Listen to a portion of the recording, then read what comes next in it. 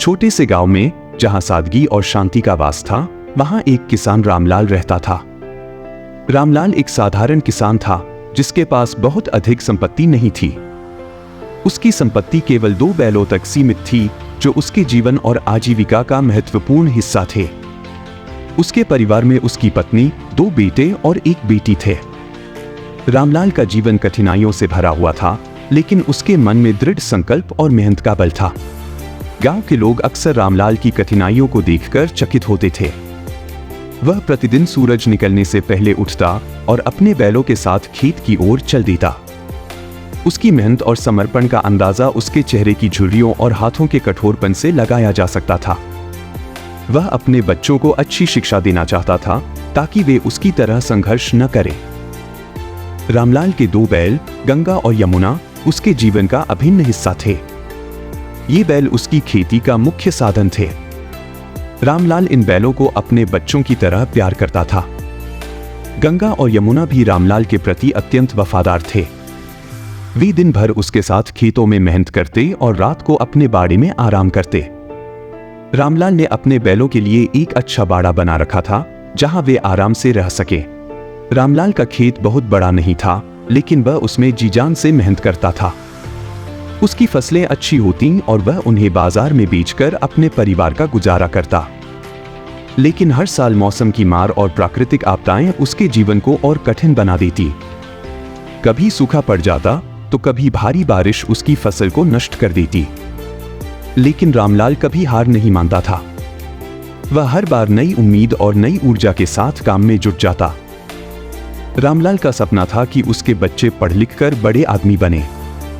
वह चाहता था कि वे उसकी तरह कठिनाइयों का सामना न करें।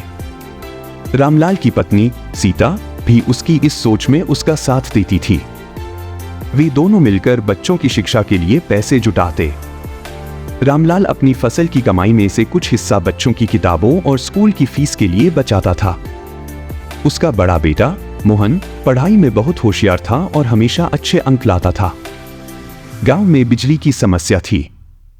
अक्सर बिजली चली जाती और पूरा गांव अंधेरे में डूब जाता।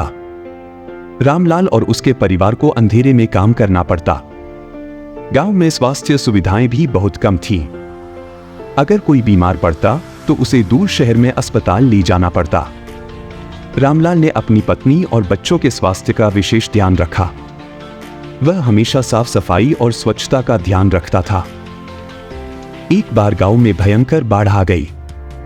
नदी का पानी खेतों में घुस गया और रामलाल की सारी फसलें बर्बाद हो गई। उसका घर भी पानी में डूब गया। रामलाल का सारा सामान और फसलें नष्ट हो गई।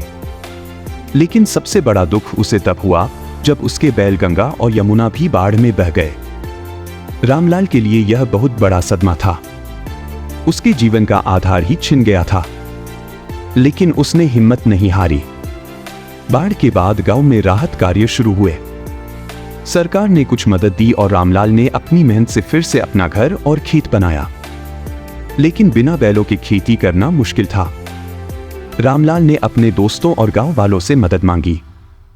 गांव के लोग भी उसकी मेहनत और ईमानदारी को जानते थे, इसलिए उन्होंने उसकी मदद की।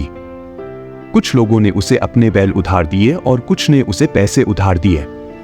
रामलाल ने अपनी पूरी ताकत और मेहनत से फिर से खेती शुरू की। उसने नई फसलें बोईं और उन्हें बड़ी मेहनत से संभाला। उसकी मेहनत रंग लाई और उसकी फसलें अच्छी हुई। उसने अपने उधार चुकाए और अपने परिवार को फिर से एक बेहतर जीवन देने की कोशिश की। रामलाल के बच्चे भी अब बड़े हो गए थे और वे भी अपने पिता की मदद करने लगे थे। रामलाल के बच्चों ने भी अपने पिता की मेहनत और संघर्ष से सीख ली। मोहन ने पढ़ाई पूरी कर ली और एक अच्छी नौकरी पाली। उसने अपने परिवार को आर्थिक सहायता दी और रामलाल के कंधों से कुछ बोझ कम किया। रामलाल की बेटी गीता भी पढ़ाई में अच्छी थी और उसने एक अच्छा करियर चुना।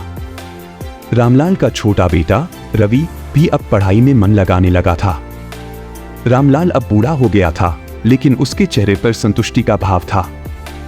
उसने अपने जीवन में बहुत संघर्ष किया, लेकिन अपने परिवार को कभी हार मानने नहीं दिया। उसको संरक्षित करने का प्रयास करते। रामलाल ने उन्हें सिखाया कि सफलता का कोई शॉर्टकट नहीं होता, मेहनत और समर्पण ही सफलता की कुंजी है। रामलाल की कहानी जीवन का एक गहरा सार प्रस्तुत करती है। यह हमें सिखाती है कि चाहे कितनी भी कठिनाइयां आएं, हमें कभी हार नहीं माननी चाहिए। मेहनत, ईमानदारी और समर्पण से किसी भी मुश्किल को पार किया जा सकता है। रामलाल ने अपने जीवन में यह सिद्ध कर दिखाया कि कठिनाइयों के बीच भी खुशहाली पाई जा सकती है। आज भी जब गांव के लोग रामलाल की कहानी सुनते हैं तो उनके चेहरे पर एक मुस्कान और आंखों में प्रेरणा की चमक आ जाती है। रामलाल ने अपने जीवन में जो संघर्ष किया वह न केवल उसकी बल्कि उसके परिवार और गांव के हर व्यक्ति की प्रेरणा बन गया। उसकी कहानी एक उदाहरण है कि कैसे एक साधारण किसान भी अपने मेहनत और समर्पण से असाधारण बन सकता है।